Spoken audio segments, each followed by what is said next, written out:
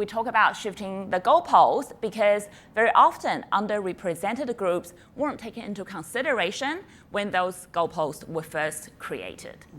And when that happens in a workplace context, that has real impact, and that's both a business impact and also a human capital impact if we don't get it right.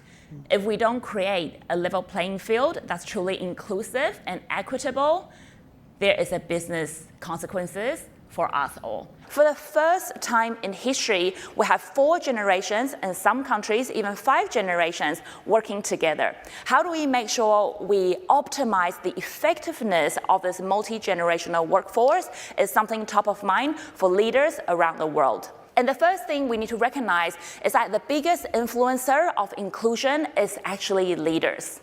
What leaders say and do makes 70% difference in terms of how people felt, whether they were included in the workforce or not. So just think about the impact of our own behavior on others, whether they can feel included and whether they're heard today. We hold the key to that. So it's actually a really empowering thing when you think about the power that we have to influence people's sense of belonging.